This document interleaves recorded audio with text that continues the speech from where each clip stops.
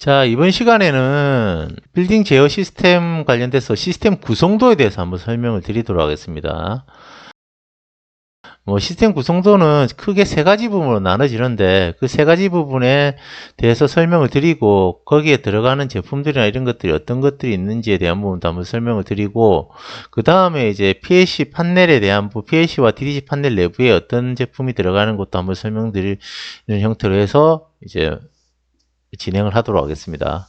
자, 그림에 보시는 바와 같이 이 시스템 구성도는 총 세 가지로 좀 나눠집니다. 왜냐면 이렇게 이제 중앙 감시반 부분, 이렇게 그 다음에 이렇게 PLC 판넬 부분,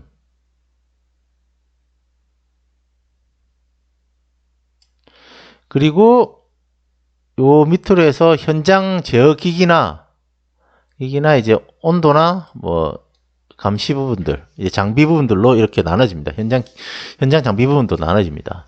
자, 여기서 인터페이스 하는 부분들은 이 현장 장비들에 대한 부분들이 각 이제 PLC 쪽으로 다 이제 선이나 통신이나 하드와이어링으로 연결이 됩니다.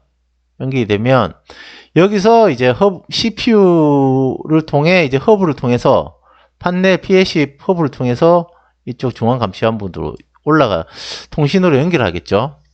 연결해서 이제 상위 모니터리 이제 상위 이제 중앙 감시반의 모니터에다가 이런 이제 장비들을 표현을 해서 이제 감시할 수 있도록 구성을 해줍니다.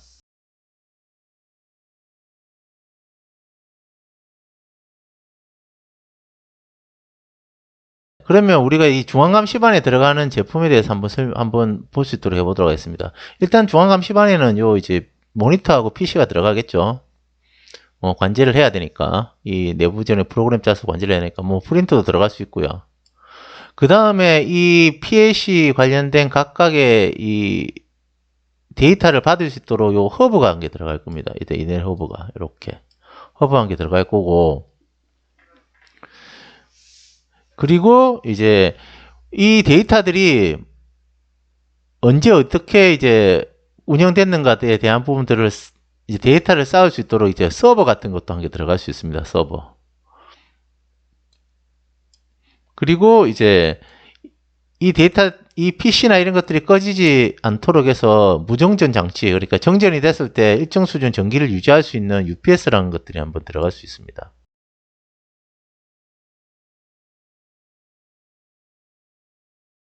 이것이 이제 기본적으로 이제 중앙감시반에 들어갈 수 있는 장치입니다. 그리고 그 다음에 들어가는 것들이 이제 두 번째는 이제 요 PLC 판넬이 들어가겠죠. 두 번째는 요 PLC 판넬이 들어간다고 했죠. 지금은 이제 4개가 들어간다고 되어 있죠. 4세트가 4세트가 들어가는데 이 PLC 판넬 내부에는 CPU나 DI, DO, AI 카드 그리고 파워 서플라이 여러 가지 부분들이 이제 들어가 있습니다. 이 부분은 따로 이제 요거 설명이 끝나면 PLC 판넬 내부의 부속품에 대해서 한번 설명을 드리도록 하겠습니다. 그리고 이제 현장 계기들 로 이렇게 구성이 되어 있습니다. 현장 계기라면 보일러도 있고 부스터 펌프, 열교환기, 온도, 가스, 이렇게 에어 컴프레셔 이런 장비들이 모두 이제 데이터 이제 PLC 쪽으로 이제 선이 연결돼서 이제 상위 이제 중앙 감시반으로 연결되는 그런 형태가 돼서 이제 구성이 되는 형태입니다. 자, 이렇게 이제 전체적으로 이제 그 빌딩 자동 제어는 가장 기본적으로 이런 식으로 구성이 됩니다. PLC 판넬이 10면이 될 수도 있고 20면이 될 수도 있고 저런 중앙 감시반 처리 장치들이 PC가 4-5대 이렇게 구성이 될 수 있고 모니터도 몇 개 들어갈 수도 있고 이런데 전체적인 이제 기본은 이런 식으로 이제 구성된다고 보시면 될 것 같습니다. 그 다음에는 이제 PLC 판넬 내부에 대해서 잠시 설명을 드리도록 하겠습니다. 자, 이번에는 PLC 판넬 구성에 대해서 한번 설명을 드리도록 하겠습니다. 보시다 보면 좌측이 이제 PLC 판넬 구성에 대한 내부 부품들이 배치되어 있는 모양입니다. 한 개씩 한 개씩 설명을 좀 드리도록 할게요. 요게 이제 메인 차단기입니다. 요 부분. 요게 메인 차단기가 1차적으로 들어옵니다. 그리고 메인 전원이 들어오고 각각 요까지가 이제 서브 차단기죠. 여기 보시면 이제 확대해서 보면 요게 서브 차단기들입니다.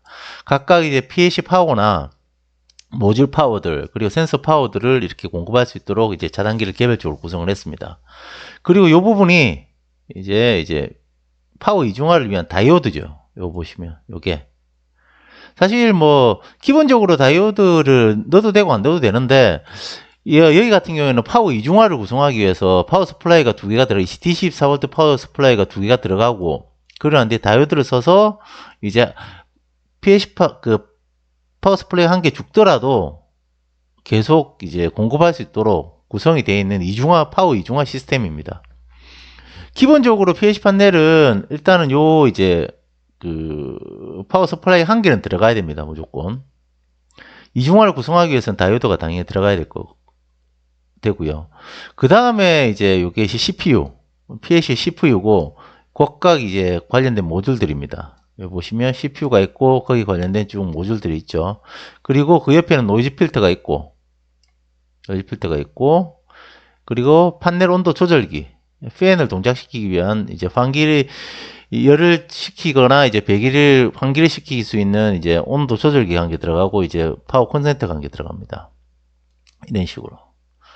그리고 이제 AC14V용 이제 TR이 한 개 들어가는데 요거는 이제 뭐 밸브 같은 경우에는 AC14V 밸브나 댐파 같은 경우는 AC14V를 사용할 수가 있으니까 거기에 파워를 공급하기 위해서 TR이 한 개 들어가는 거고요. 요거는 이제 디오 릴레이입니다. 디오 릴레이가 이렇게 구성이 돼서 이제 디오 카드 같은 경우에는 무접점으로 줘야 되기 때문에 그렇게 릴레이를 써서 이제 이런 형태로 이제 그 단자 처리를 해 놓습니다. 나머지는 이제 파워 분기하기 위한 이제 단자대가 들어가고 허브가 한 개 들어가도록 이렇게 구성이 되어 있습니다. 그리고 밑에 보시면 이렇게 DIDO 이렇게 아날로그 카드들 그리고 아날로그 아웃풋 단자대들이 이렇게 쭉 구성이 되어 있습니다. 이런 식으로 해서 이제 PLC 판넬의 구성이 이런 식으로 거의 대부분 다 구성을 하고 있습니다. 기본적인 구성이고요. 그리고 뭐 여기서 이제 약간씩 변경되거나 추가되는 거에 따라서 이제 단자대가 조금씩 바뀌거나 이렇게 하는 요소들이 좀 생길 수 있습니다. 요게 이제 전체적인 이제 PLC 판넬 내부 구조라 보시면 될 것 같습니다. 자, 마지막으로 PLC하고 DDC 관련돼서 한번 설명을 좀 드리도록 하겠습니다. 제가 이제 발주소를 한 번씩 만나게 되면 PLC하고 DDC의 차이점에 대해서 한 번씩 물어볼 때가 있는데 그때는 제가 거기서 이제 당장 답변을 드리기도 하고 안 그러면 이런 이제 도표를 만들어서 메일로 보내서 확인을 좀 시켜 드리기도 합니다. 그래서 제가 만든 도표를 갖고 한번 설명을 한번 드릴 수 있도록 하도록 하겠습니다. 자, PLC는 기본적으로 이런 모듈화 형태가 좀 많습니다. 모듈 형태. 이거 보시다 보면 이런 식으로. 아무래도 이제 PLC 같은 경우에는 이 모듈 형태가 되다 보니까 이렇게 이제 파워가 있고 CPU 있고 이제 각종 카드들 DIDO, AO 카드들이 슬롯으로 꼽히는 형태가 좀 많고요. DDC는 이런 이제 패키지 형태. 예를 들어서 이제 요 한 블록에 DIDO, AO 카드, CPU까지 다 몰려 있는 거죠. 여기에 이제 확장을 하려고 그러면 하나의 블록을 한 개 만드는 거죠. 요거와 똑같이 연결을 하는 겁니다. 그렇게 해서 통신을 연결해서 이제 확장을 시키는 거고, 요거는 슬롯으로 이렇게 옆으로 이렇게 한 개씩 DIDO, AO 통신 카드 이렇게 부착을 하는 겁니다. 이런 식으로 확장을 하는 방식이. 그러다 보니까 아무래도 이제 관리나 이런 부분들은 아무래도 PLC가 조금 더 낫겠죠. 슬롯 형태로 구성을 하니까. 그리고 기본적으로 PLC는 뭐 빌딩 자동제에서도 많이 사용을 하지만 뭐 프로세스 라인 그리고 산업 플랜트 라인 쪽이나 다양한 곳에 법용으로 많이 사용하고 있습니다. 특히 이중화 구성도 가능하기 때문에 뭐 요거는 추후에 이제 PLC 관련된 부분들을 설명할 때 이중화 구성까지도 한번 설명을 드리겠지만 그런 이제 안정적인 시스템을 구현을 할 수가 있죠. 근데 가격이 좀 비싼 편입니다. 그리고 DDC는 아무래도 이제 빌딩 쪽에 전문화된 시스템이라 보시면 될 것 같습니다. 그래서 빌딩 제어 쪽만 거의 전문적으로 많이 사용하는 그런 시스템이라 보시면 될 것 같고요.